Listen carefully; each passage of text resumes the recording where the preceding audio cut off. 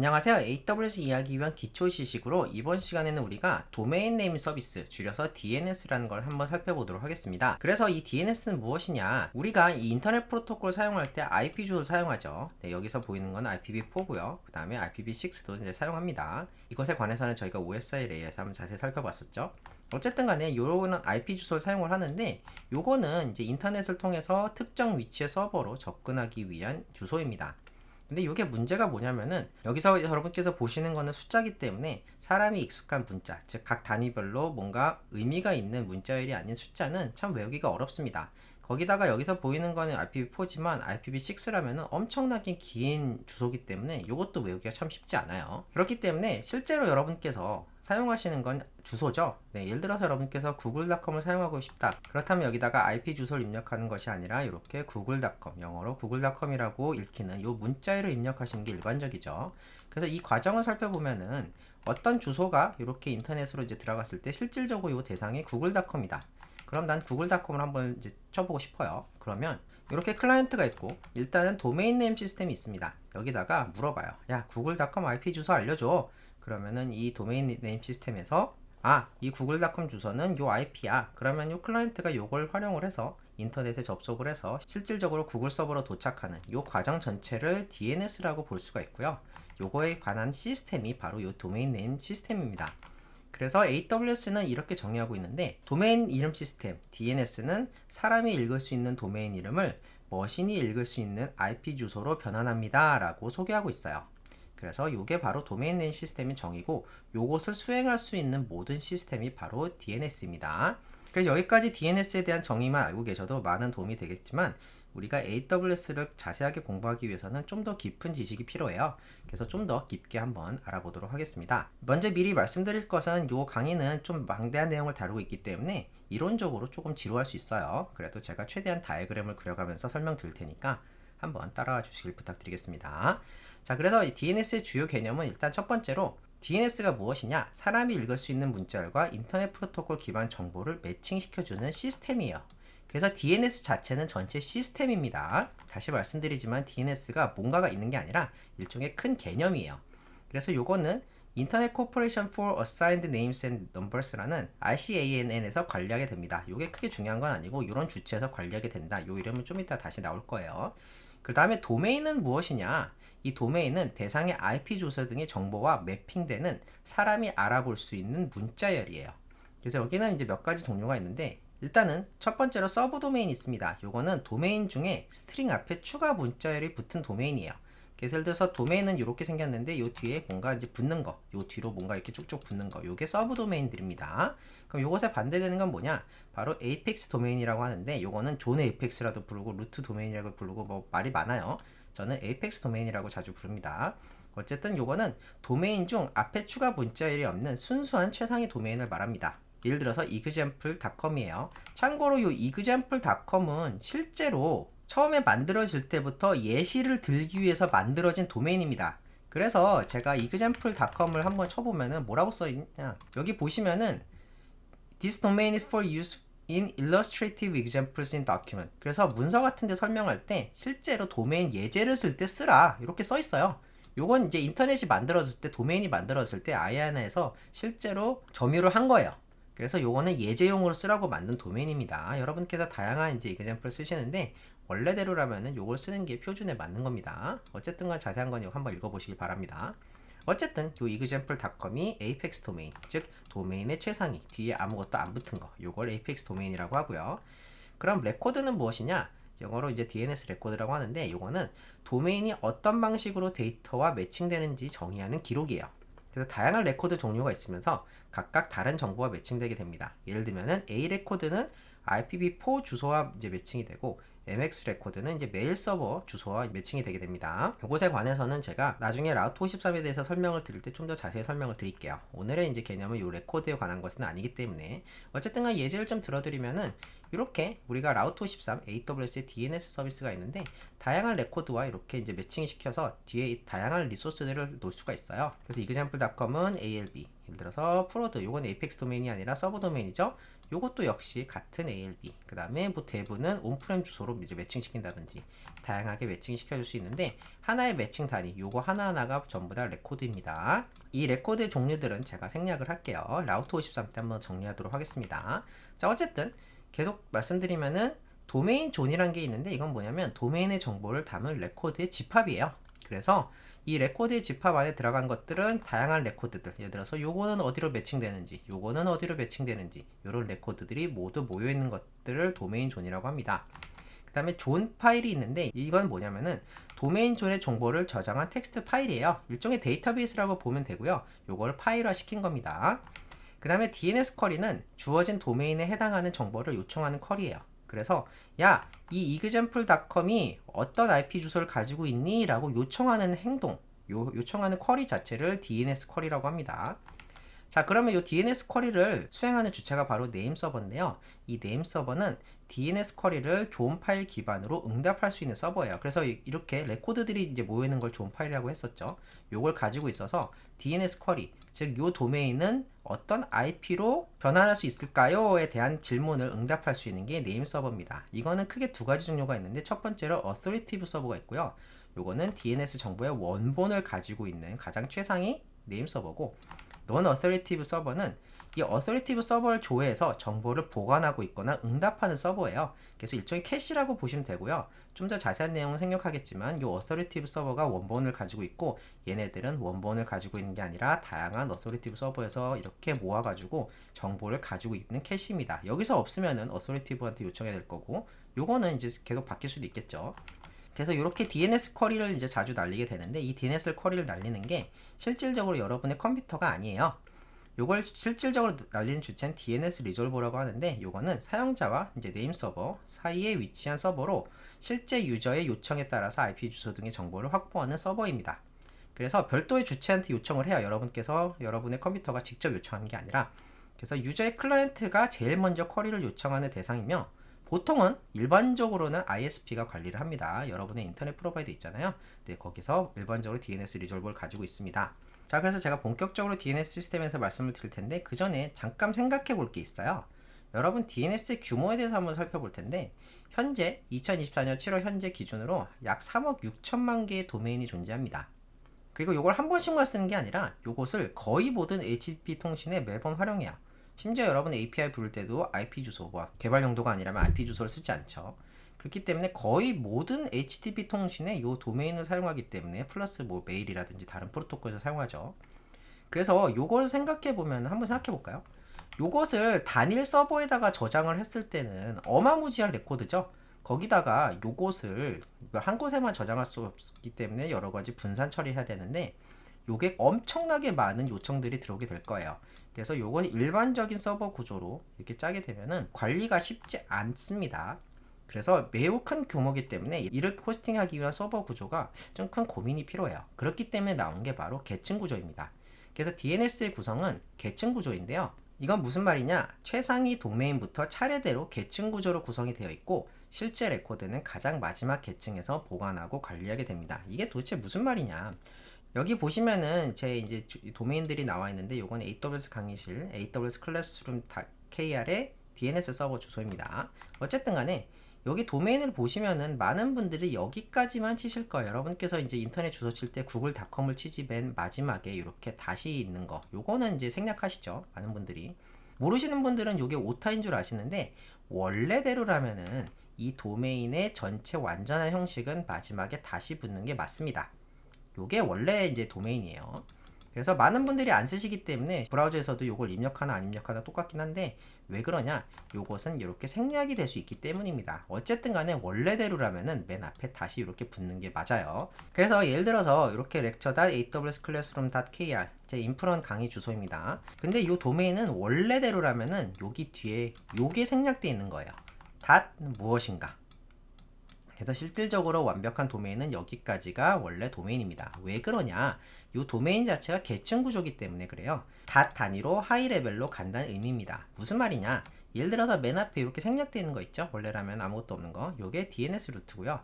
그 다음 닷으로 이제 이어지는 게 바로 그 다음 계층인 이제 탑 레벨 도메인이에요. KR이죠. 그 다음으로 들어가는 게 바로 AWS 클래스룸에 해당하는 요 도메인이 되고요. 그 다음에 해당하는 것이 바로 서브 도메인입니다. 이런 식으로 닷 단위로 끊어서 실제적으로는 이렇게 계층 구조라는 의미입니다. 그래서 좀 더 자세히 설명을 드리면 이런 식으로 돼 있어요. 이렇게 DNS 루트가 있고 그 밑에 탑 레벨 도메인 .kl이라든지 .com이라든지 이런 것들이 있고 그 밑에 이렇게 네임 서버들 여러분의 도메인에 해당하는 도메인의 정보를 담은 네임 서버가 들어가 있고 거기에 이제 다양한 레코드들이 들어가 있는 거예요. 그래서 이런 식으로 이제 각각의 계층을 이루고 있습니다. 그래서 여기서 제가 강조드리고 싶은 거는 여러분께서 도메인을 조회를 했을 때 모두 다 똑같은 걸 가지고 있는 게 아니라 이렇게 계층 구조로 찾아 들어가 가지고 실질적으로 맨 마지막에 도달해서야 실제로 여러분이 필요한 정보를 구할 수 있는 그런 쿼리 구조란 얘기예요. 다시 말씀드리지만 정보 아까 말씀드렸죠. 도메인이 3억 6천만 개나 되는데 이것들을 모두 똑같은 공간에 저장하는 것이 아니라 분산해서 저장하는데 분산도 이제 완벽한 분산이 아니고 이렇게 계층 구조로 분산을 해서 최대한 이제 트래픽을 효율적으로 처리한다는 의미입니다. 맨 처음에 요청을 했을 때 얘도 가지고 있고 얘도 가지고 있고 얘도 가지고 있고 이게 아니라 이렇게 계층 구조로 하나하나씩 쿼리를 해가면서 마지막에 여러분의 도메인에 해당하는 NS 서버에 가야지만 해당 레코드를 받아올 수 있는 이런 구조로 DNS는 짜여져 있습니다. 그래서 이 과정에 대해서 한번 자세히 살펴볼 텐데요. 일단 우리가 계층별로 설명을 할게요. 제일 탑 레벨에 있는 DNS 루트는 DNS 계층 구조의 최상위 레벨이고 즉 DNS 쿼리를 수행했을 때 최초로 조회하는 거점입니다. 아까 말씀드렸죠. 맨 처음으로 이렇게 들어가는 거라고. 그래서 다음 단계인 탑 레벨 도메인의 존 파일이 뭐라 그랬죠? 이제 그 여러분의 도메인의 레코드들을 가진 파일을 가진 NS 서버의 주소를 가지고 있습니다. 요거는 이제 아이아나라고 불리는 곳에서 이제 조율하는 13개 주체에서 관리를 하는데 전 세계에 이제 13개가 있어요. 실질적으로 물리적으로 13개가 있는 게 아니라 이제 13개의 큰 단위라고 보시면 됩니다. A에서 M까지 각 관리 주체별로 다른 서버 주소를 가지고 있는데 제가 이따 그건 보여드릴게요. 어쨌든 간에 요 모든 것들을 담은 거를 루트 힌트 파일이라고 해요. 그래서 DNS 루트의 주소를 담은 파일이고 각 DNS 리졸버에 하드코딩 되어 있습니다. 그래서 이 DNS 리졸버가 만약에 이걸 시작하기 위해서 맨 처음에 이제 DNS 루트한테 뭔가 요청을 하기 위해서는 일단은 어디서부터 시작할지는 알아야지 거기서부터 시작할 거잖아요. 네. 근데 그 파일은 어디 있느냐? 바로 DNS 리졸버에 하드코딩 되어 있습니다. 그래서 요거는 이제 이렇게 박혀 있어요. 누군가한테 물어봐서 가져올 수 있는 게 아니라 왜냐면 물어보기 위해서 DNS가 필요한데 어디서부터 시작해야 되잖아요. 시작 지점을 아예 모르면 안 되기 때문에 요거는 하드코딩 되어 있습니다. 그래서 이렇게 생겼고요. A에서 M까지 있는데 요것들은 각각 다른 주체들이 관리하고 있어요. A는 베리사인 그리고 B는 University of Southern California Information Science Institute 여기서 관리하고 있고 여기 쭉 내려가서 나사가 관리하는 것도 있고요. 그 다음에 미 육군에서 관리하는 것도 있고 이제 또 하나 베리사인이 한 번 더 나옵니다. 이런 식으로 어쨌든 간에 13개의 주체가 나눠서 전 세계적으로 관리하고 있어요. 요거 자체는 이제 밑으로 분산 처리가 돼 있겠죠. 요 서버가 13개라는 건 아닙니다. 이제 주체가 13개라는 뜻인데 어쨌든 요게 바로 힌트 파일이에요. 그래서 이런 것들이 DNS 리졸버는 이걸 가지고 있고 여기서부터 시작을 합니다. 잘 모르겠다. 그럼 이 중에 이제 가까운 걸로 혹은 이제 적절한 걸로 일단은 물어보게 됩니다. 계속 해볼까요? 그래서 여러분의 클라이언트가 이 lecture.awsclassroom.kr을 한번 조회하고 싶어요. 그럼 어떤 과정이 발생하느냐? 이거 이제 면접 질문에 자주 나오죠. 어쨌든 일단은 클라이언트가 DNS 리졸버한테 물어봐요. 여러분의 클라이언트가 직접 물어보는 게 아닙니다. DNS 리졸버라는 게 있다고 말씀드렸고 이건 ISP에 관련된다고 말씀드렸는데 이 DNS 리졸버에다가 물어봐요. 야, lecture.awsclassroom.kr이 과연 무슨 IP냐? 자, 그럼 이 DNS 리졸버가 일단은 이 루트 힌트 파일 가지고 있죠. 아까 보여드렸었죠. 맨 처음에 시작할 이제 처음부터 이제 쿼리를 시작할 목록들을 가지고 있기 때문에 이 힌트 파일에 따라서 이렇게 IANA가 관리하는 DNS 루트 여기 맨 처음 시작하는 요 포인트 요거를 알 수가 있고요. 여기에는 이렇게 루트 A부터 루트 M까지 다른 주체들이 이렇게 관리하고 있죠. 그래서 요 각각의 이제 요 DNS 파일에는 무엇이 들어가 있느냐? 바로 이렇게 그 다음 탑 레벨 도메인에 대해서 조회를 할 수 있는 곳이 어디인가가 들어가 있어요. 지금 같은 경우에는 이제 KR이죠. 그러니까 여기서 응답하는 건 이거예요. 야, 내가 실질적으로 요 lecture.awsclassroom.kr이 어디 있는지는 잘 몰라. 그렇지만 내가 요 KR에 한정해서 누가 관리하는지는 알고 있으니까 거기 가는 길을 내가 알려줄게. 약간 뭐 RPG 같죠. 네, NPC한테 계속 물어물어 가는 거. 그것과 비슷합니다. 그래서 여기서 알려주는 거는 요 KR에 한정해서 요 KR에 대한 것들을 관리하는 것이 누군지를 알려주는 주소들을 이렇게 리턴해줘요. 그래서 일단 DNS 리졸버가 이렇게 물어보죠. 그 중에 하나한테. 그럼 얘가 주는 거는 요 내용. KR은 도대체 누가 관리하냐? 이걸 TLD라고 하는데 이 TLD를 관리하는 곳에 대한 주소들을 이렇게 준다는 얘기예요. 그래서 이 TLD가 뭐냐? 이 DNS 계층 구조의 두 번째 레벨이고요. 실질적으로 정보를 가지고 있는 최상위 레벨이에요. DNS 루트들은 실질적으로 정보가 아니라 누가 알고 있는지를 여기서 알려주지만 실질적으로 정보를 가지고 있는 거는 이 TLD부터입니다. 그래서 이것들은 어떤 것들로 이루어졌느냐? 예를 들어서 .com이라든지 .org라든지 .net이라든지 .info라든지 이렇게 최상위 도메인들 이런 것들에 따라서 이렇게 구분이 되고요. 종류는 몇 가지가 있는데 컨트리 코드 DLD가 있는데 요거는 각 나라에 할당된 두 자리 코드입니다. 우리나라는 KR이죠. 일본은 JP고 영국은 UK고 사실 많이 이제 스타트업에서 쓰는 .ai는 사실 앵귤라 거예요. 그래서 요거는 컨트리 코드입니다. 그리고 두 번째는 스폰서드 TLD가 있는데 요거는 사설 조직이나 기관에 할당된 TLD고요. 예를 들어서 .edu라든지 .gov라든지 .mil이라든지 요건 밀리터리죠. 네, 요런 것들. 그 다음에 나머지도 종류가 많은데 다 생략을 하고 간단히 말하면은 이제 다양한 것들 뭐 앱이라든지 텍이라든지 XYZ 뭐 이런 블로그 이런 거 있잖아요. 이제 잡다한 것들 그런 것들이 모두 TLD입니다. 그래서 이렇게 탑 레벨 도메인별로 관리 주체가 다 달라요. 요것과 관련된 정보들을 가지고 있는 주체들이 다 다릅니다. 자, 그래서 관리 주체들은 TLD 레지스트리라고 불리는데 각 회사라든지 이제 나라별 도메인이면 나라들 이렇게 이제 관리를 합니다. 예를 들어서 .com이라든지 .net은 베리사인이라는 회사가 관리하고 있습니다. 그리고 .org는 Public Interest Registry라는 곳에서 관리하고 있고요. 그 다음에 .kr 우리나라 거죠. 요거는 코리아 인터넷 서큐리티 에이전시 키사라고 많이들 부르는데 여기서 관리하고 있습니다. 그래서 여기들은 각각 레코드를 관리하는 NS 서버의 주소를 담은 존 파일을 보유하고 있어요. 무슨 말이냐? 예를 들어서 AWS 클래스룸.kr이다. 그러면은 실질적으로 여기서 AWS 클래스룸.kr에 해당하는 주소를 누가 관리하고 있는지를 여기서 가지고 있습니다. 그래서 아까 전 그림에서 이렇게 이제 그 DNS 루트에서 그 다음 KR을 누가 관리하고 있는지에 대해서 이렇게 DNS 리졸버한테 리턴을 주겠죠. 네, 리턴을 줬습니다. 그러면 이 DNS 리졸버는 이제 KR을 누가 관리하고 있는지를 알았잖아요. 그럼 이제 KR을 관리하고 있는 주체한테 요청을 보내요. 이 경우에는 키사가 관리하고 있다고 제가 말씀드렸었죠. 야, 키사야, 너 lecture.aws 클래스룸.kr이 어떤 IP 주소인지 아니? 라고 물어봅니다.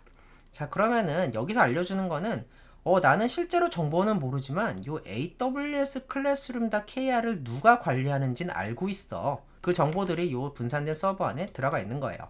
참고로 요 레코드는 이제 똑같은 것들이에요. 하나만 쓰면 하나 서버가 죽을 수 있기 때문에 고가용성을 확보하기 위해서 이제 여러 가지를 가지고 있는 거고, 요것도 마찬가지입니다. 같은 KR이라고 하더라도 이제 다양한 IP 주소가 있는 거는 여러 가지 이제 상황이 발생할 수 있기 때문에 이제 또 여기서는 똑같은 내용들을 가지고 있는 거예요. 어쨌든 간에 얘가 가지고 있는 거는 요 AWS 클래스룸.kr을 어떤 NS 서버에서 관리하고 있는지를 알려주는 거예요. 요것에 관한 주소들을 이렇게 가지고 있는 겁니다. 다시 한번 말씀드리지만 요 TLD의 네임 서버들은 가지고 있는 정보는 .kr로 끝나는 모든 도메인에 대한 관리 주체들을 가지고 있는 거예요. 그래서 여기서도 한 번 더 이제 전화를 돌립니다. 난 이 주소가 정확히 무슨 IP인지 모르지만 AWS 클래스룸.kr이라는 거는 모두 여기에 있는 네임 서버들이 관리하고 있어. 이런 얘기입니다. 참고로 요거는 AWS에서 제가 호스팅을 하고 있기 때문에 AWS에서 제공하는 NS 서버를 여기다가 넣어놓은 거예요.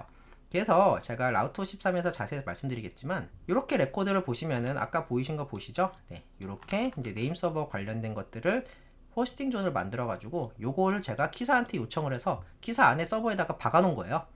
그러면은 누군가가 AWS 클래스룸 .kr을 요청했을 때 요걸로 들어오겠죠? 그럼 요걸로 들어오기 시작하면은 AWS에서 요걸로 받아가지고 여기 있는 정보들을 기반으로 응답을 준다는 얘기입니다. 다시 말씀드리지만 요 정보들은 여러분의 도메인 호스팅, 예를 들어서 이따가 말씀드리겠지 뭐 가비아라든지 카페24라든지 라우터13이라든지 이런 식으로 네임 서버를 운영할 때 나온 주소들을 기반으로 이렇게 박아 놓는 거예요. 자, 그래서 이렇게 레코드를 받았잖아요. 그러면 이제 그 다음으로 가는 거예요. 그 다음으로 가는 게 어디냐? 바로 이렇게 네임 서버인데 이 NS 서버는 실제 도메인의 레코드를 가지고 있는 서버고요. 이 NS 서버의 주소를 TLD에 등록해 놓으면은 클라이언트에서 DNS 쿼리에 따라서 이쪽으로 도착하는 거예요. 그래서 KR에서 기사까지 쿼리가 갔다면은 이거 AWS 클래스룸.kr은 요 NS 서버에서 가지고 있어, 이렇게 해서 요청을 받는 겁니다. 그래서 해당 도메인 및 서브 도메인들이 어떤 프로토콜에 어떤 주소로 매핑되는지 레코드죠. 관한 존 파일을 보유하고 있고, 여기서 최종적으로 매핑된 주소를 확보할 수가 있습니다. 자, 그래서 이제 우리가 이 DNS 리졸버가 이렇게 요청을 했더니 기사에서 이렇게 응답을 해줬어요. 요 관련된 내용들. 그러면은 이 DNS 리졸버는 AWS 클래스룸.kr은 여기 있는 NS 서버한테 요청을 해야 되는구나. 그래서 이제 요청을 합니다. 우리 이제 제가 말씀드렸다시피 라우트 53이 있다고 그랬죠. 그래서 이렇게 요청을 하면은 이 안에는 제가 아까 보여드렸던 다양한 레코드들이 들어가 있는 거예요. 여기서 최종적으로 내가 실질적으로 필요한 정보를 가지고 있는 겁니다. 여기 보시면은 이제 다양한 프로토콜이 있죠. MX도 있고, 이제 메일과 관련된 것도 있고, A 레코드도 있고, 그 다음에 www, 참고로 www도 서브 도메인입니다. 그 다음에 뭐 메일, 뭐 백업 메일, 뭐 이런 것들, 다양한 것들이 있는데, 여기 중에 A 레코드 중에 렉처가 있네요. lecture.awsclassroom.kr 요것과 관련된 정보가 있네요. 그래서 다시 한번 정리하면은, 야, NS 서버야, 너 AWS 클래스룸.kr을 관리하는 거 맞지? 이 중에 lecture.awsclassroom.kr은 어디로 내가 가면 될까? 그거 내가 알고 있어. 나는 AWS 클래스룸.kr을 관리하는 애거든. 내 레코드 중에 요 lecture라는 게 있기 때문에 요것을 내가 너한테 리턴해 줄게. 그래서 제가 보여드렸다시피 요 NS 서버, 제 AWS 클래스룸.kr에 관련된 정보들을 이렇게 관리하는 건 요 라우트 53인데, 요 라우트 53의 안에 있는 이렇게 다양한 레코드들에 관련된 내용들을 다 가지고 있고, 필요할 때 이제 요청에 대해서 응답을 하는 거예요. 그래서 나는 lecture.aws classroom.kr이 어디로 매핑된지를 알고 있기 때문에 요걸 전달해 줄게. 참고로 요 값은 클라우드 프론트예요. 요 과정을 다시 거쳐야 되긴 하는데, 어쨌든 요게 이제 주소라고 생각을 해볼게요. 어쨌든 간에 요 lecture.aws classroom.kr은 어디로 가야 돼? 얘는 이제 응답을 할 수 있는 거죠. 그래서 요 실질적으로 요 NS 서버는 응답을 할 수 있는 겁니다. 그래서 요 안에 있는 레코드들, 예를 들어서 lecture라든지 프로드라든지 컴프라든지 혹은 에이펙스 도메인들, 이런 레코드들을 다 가지고 있기 때문에 얘 입장에서는 뭔가 응답을 할 수 있는 거죠. 이제 이 중에 필요한 게 뭐라고? 나 lecture가 필요해. 그러면은 얘가 응, 알았어. 그럼 lecture.aws classroom.kr은 예를 들어서 요 주소라고 해볼게요. 요거야. 그럼 요 DNS 리졸버가 요걸 받았어요. 이제는 이제 어디로 가는지 알 수 있죠. 그래서 이제 요 주소가 무슨 IP 주소와 매핑되는지를 알고 있기 때문에 이렇게 원한다면은 EC2 혹은 이제 다른 서버에다가 요청을 보낼 수가 있는 거죠. 그래서 이런 식으로 타고 들어가서 실질적으로 최종적으로 정보가 있는 데까지 탐문 수색을 해가지고 원하는 걸 받아내는 구조가 바로 DNS의 구조입니다. 다시 한번 말씀드리지만 약간 RPG 같아요. 그래가지고 이렇게 물어보면은 어디로 가세요? 그럼 이렇게 어디로 가잖아요? 그럼 또 어디로 가세요? 그래가지고 마지막 목적지에서 최종 정보를 이제 가져오는 그런 구조로 되어 있습니다. 이게 바로 DNS예요. 이거 외에도 좀 굉장히 많은 내용들이 들어가 있긴 한데 제가 간략화 시켜서 말씀을 드렸습니다.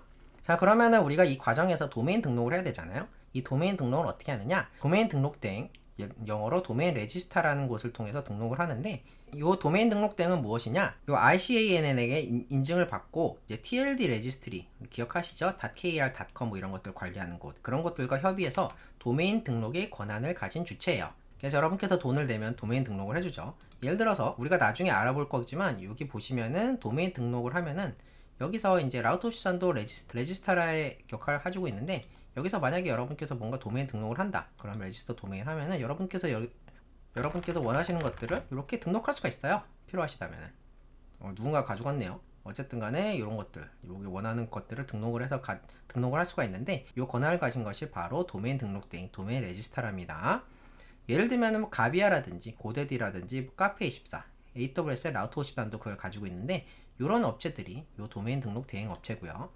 등록할 때 TLD 레지스트리에다가 여러분께서 원하는 NS 서버의 주소를 등록하는 거예요. 그래서 일종의 남은 슬롯에다가 자신의 NS 서버를 예치하는 개념입니다. 그리고 NS 서버는 자신이 개인적으로 NS 서버를 만들어서 사용할 수도 있고요. 그 다음에 도메인 호스팅 서비스 업체에서 대여도 가능합니다. 이 도메인 호스팅 서비스 업체는 무엇이냐? 이 DNS 서비스 있잖아요. 이 DNS 서비스 기능을 제공한 주체고요. 예를 들어서 가비아라든지 뭐 라우트 53이라든지 이런 업체들, 참고로 거의 대부분의 레지스타라들은 DNS 호스팅 서비스를 같이 제공합니다. 뭐 그렇지 않은 경우도 간간히 있긴 한데 그냥 거의 대부분 같이 제공한다고 보시면 돼요. 그래서 어떤 식의 개념이냐, 여기 보시면은 도메인 호스팅 이제 서비스 업체들이 있고요. DNS 관리하는 거죠. 그 다음에 도메인 등록을 대행하는 업체들이 있죠. 거의 비슷해요. 근데 참고로 여러분께서 원하신다면은 커스텀 NS 서버스도 만들 수는 있습니다.